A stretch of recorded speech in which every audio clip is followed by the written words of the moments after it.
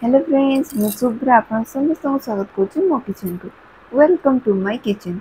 चलो देखा आज रेसिपी। आज रेसिपीटी मो पकुड़ी दही कड़ी नहीं आसी।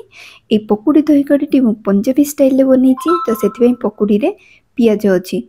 जदि आप पियाज रसुण खाऊ न तो ये पियाजटी को स्किप करेंगे। देखिए कड़ीर केते सुंदर कलर आसी परफेक्ट कलर आसी पकुड़ी केते सुपर सॉफ्ट अच्छी साइज रे डबल अच्छी। रेसिपी टू देखा वीडियो को लास्ट जाए देख। पकुड़ी दही कड़ी बनवाई फास्ट मु पकुड़ी बनईनेबी। पकुड़ी मुझे गोटे कप बेसन नहीं ग्राम रे देखिले 100 ग्राम बेसन हम से गोटे छोट चामच हल्दी पाउडर देदेबा और स्वाद अनुसार लुण से गोटे छोट साइज पियाज को ये काटिकी देदेछि। जदि आप पियाज खाऊ न तो पियाज टी आप स्किप करेंगे। गोटे छोट साइज कंचा लंका काटिकी देदेछि। ये 1/3 पाखापाखि कस्तूरी मेथी को हाथ टे क्रश करके पकईदेवी। कस्तूरी मेथी पकईले पकुड़ी रे बहुत भल वासना आसी थाए। ये गोटे छोट चामच जुआणी को हाथ में क्रश कर पकईदे। जुआणी केमती क्रश कर पकई जुआणी रे भल वासना आसी थाए। एथरे अल्प किछि धनिया पत्र को काटिकी पकईदबा।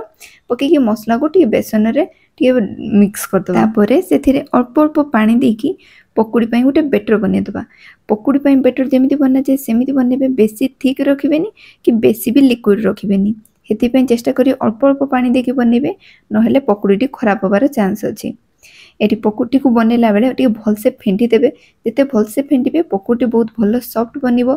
पकुड़ीटी जिते भल बनिबो कड़ी रे पकेला परे बहुत भलसे कड़ी को ऑब्जर्व करिवो।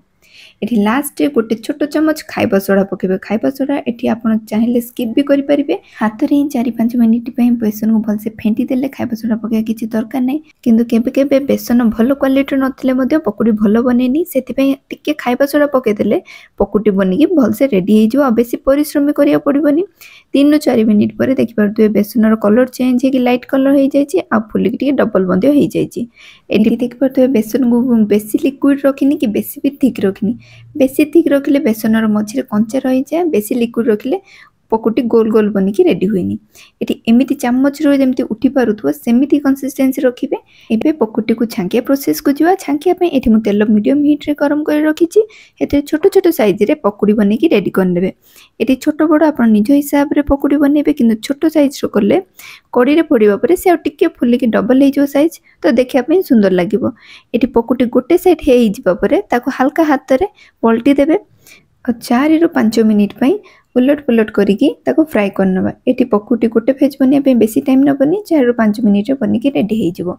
हल्का गोटे गोल्डन कलर आसीबा जाय ताको फ्राई करबे। बेसी भी डीप कलर रखिबेनी नले पकुड़ी टी कड़क हे जिवो।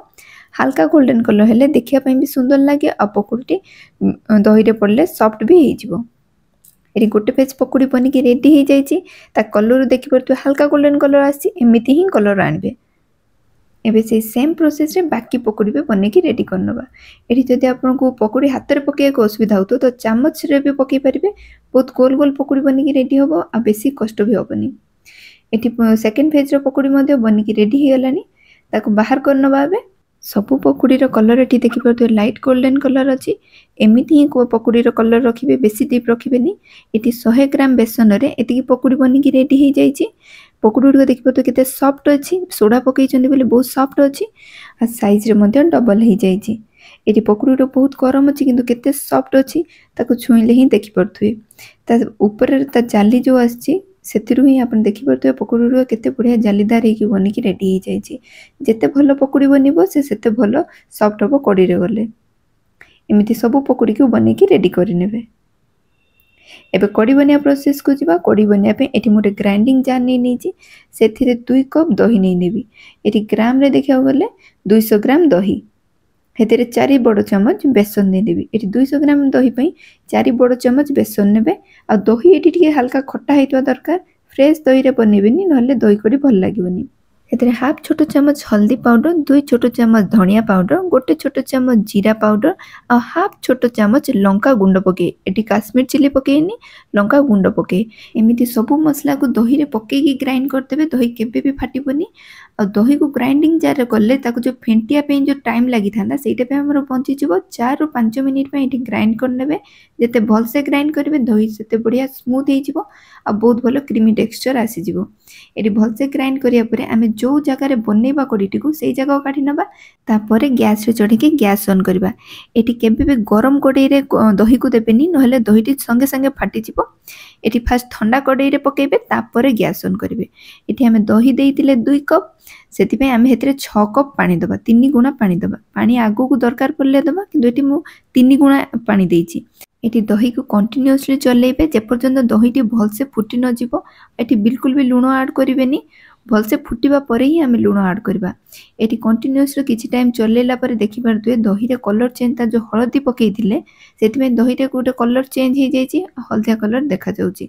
एठी 4 ରୁ 5 मिनिट पर्यंत चलेला परे देखि पारथुए दहीटी एठी टिके पतला अछि आ भलसे फुटी गलानी एठी साइड रे जो दही लागुथो ताको मते कुरी की दही रे भलसे मिक्स कर दोथुए एमती हेले तार गोटे क्रीमी टेक्सचर आसे एठी भलसे फुटिबा परे आम एथरे एबे लूण ऐड करबा एठी 2 छोट चम्मच लूण मु देइछि आपण निज टेस्ट हिसाब रे लूण देबे लूण देके भलसे मिक्स कर देबे मिक्स करके आ 2-3 मिनिट पई भलसे फुटे देबे जेमति दही रो गोटे खट्टा स्मेल चली जिवो एबे सेतिरा हम जो पकुड़ी छांगी रखिथिले ताको एबे देइ दबा पकुड़ी पकिया परे बेसी टाइम फुटेनी नले पकुड़ीटी बेसी सॉफ्ट हेकी छिड़ी जिवो एठी पकुड़ी पकिया परे गोटे उबाल आसीबा जाय ताको छाडी देबे एबे पकुड़ी टू भलसे मिक्स करिकी ताको 2-3 मिनिट पई छाडी दबा वीडियोटी संपूर्ण देखिबा परे जदि रेसिपीटी भल लगी थाए तो वीडियोटी को लाइक कर दियंतु जदि चैनल ले नुआ थांती तो चैनल को सब्सक्राइब कर दियंतु एमिति नुआ नुआ रेसिपी देखिया पई आपन केमिति लागिला रेसिपीटी को मध्य कमेंट करी जणांतु एबे खरा सीजन ने परिबा गुडी को बहुत दाम हे गलानी आ बहुत टाइम टेकिंग भी बनेया पई किंतु दही आइटम बहुत कम टाइम रे बनि जाय आ बहुत भल भी लागे खरा दिन दही खाइबा पई एथरो खरा सीजन ने ए दही पकोड़ी रो रेसिपीटी को घरे थरे ट्राई करंतु आपण समस्त बहुत भल लागिवो आ बारंबार बनेबार मध्ये डिमांड आसीबो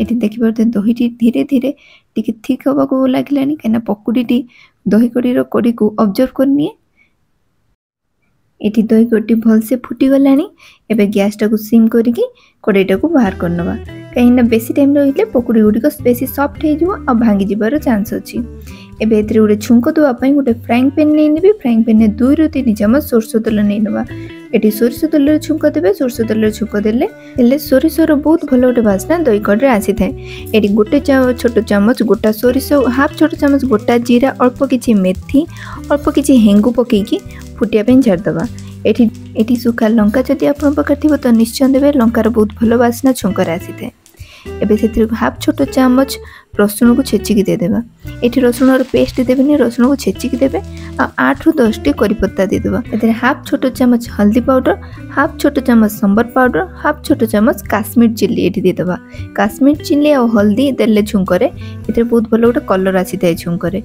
और सांबर पाउडर करी पत्ता कोनोस भी खट्टा आइटम रे देले बहुत भलो वासना आसी थाए एबे छुंकटी को हाफ सेकेंड पे टिके फ्राई कर देबे बेसी फ्राई करबेनी नहले मसला उड़को जळी जिवो एटी पकोड़ा टिके ठीक हे गलानी काइना पकोड़ी उड़को ता दही कड़ी को टाणी नेलानी एबे सेते जो छुंको बनी रखिथिले ताको हमें दे दबा ए छुंको दे देले दही कड़ी बनी की रेडी हे जिवो एबे हल्का हाथ रे छुंकोटी को पूरा कड़ी रे मिक्स करि दबा देख पर तो छुंको दबा परे कड़ी रे केते सुंदर कलर आसी हेची चेंज हेकी और केते सुंदर देखा जाउची एबे कड़ी परफेक्टली बनी की रेडी हो जाइए ताको सर्व करे पे जीवा एतिकी कड़ी को 5 ରୁ 6 जन लोक आराम से खाई पारबे देखि पारथुए रेसिपी केते इजी अछि आ केते टेस्टी देखाउची यदि आपन खट्टा पसंद तो एक रेसिपी को थरे ट्राई करंतु बहुत भलो लागिवो लास्ट रे अल्प किछि धनिया पत्र पकी की गार्निशिंग करनबा एटी दे आपन को खट्टा हिंस रे धनिया पत्र पसंद तो पकांतु नहले टी स्किप कर परबे मोटी डेकोरेट कर देछि देखि परथुए कड़ी केते सुंदर देखा जाउची ए रेसिपी को एथर खरा दिन थरे ट्राई करंतु आपन केमिति लागिला कमेंट करी निश्चय जणांतु एठी पकुड़ी को काटी पारु ही देखि परथुए पकुड़ी केते बढ़िया से सॉफ्ट हो जाइछि आ केते भल से दही को ऑब्जर्व करछि बहुत कम टाइम भितर बहुत भल से सॉफ्ट हो जाइछि बेसी भी टाइम लागेनी एठी कड़ी रे दही पकोड़ाटी बनैया पर जदि आप तुरंत खाऊे तो कड़ी रे जी पानी दिखाई परफेक्ट अच्छी। जदि यहाँ आप किसी टाइम पर खाऊे तो जिते टाइम लेट हम पकोड़ाटी धीरे धीरे पानी अब्जर्व कर नब आ कड़ीटी ठीक हो जदि ठीक हो जाए से अल्प किसी गरम पानी फुटेकी देदेवे आउ थे गरम करदे। गरम गरम दही कड़ी भात सहित रुटी सहित भल लगे। ये ठंडा पानी बिल्कुल भी देवेनि ना टेस्ट खराब हो। देखिए तो कड़ी केते बढ़िया सॉफ्ट होती बहुत बढ़िया सॉफ्ट होता है। एमती रेसिपी ट्राए करंतु। जदि वीडियोटी भल लगी थाए तो वीडियो गोटे लाइक कर दिंतु। जदि चैनल नुआ था तो चैनल को सब्सक्राइब कर दिंतु एमती बढ़िया बढ़िया रेसिपी देखिए।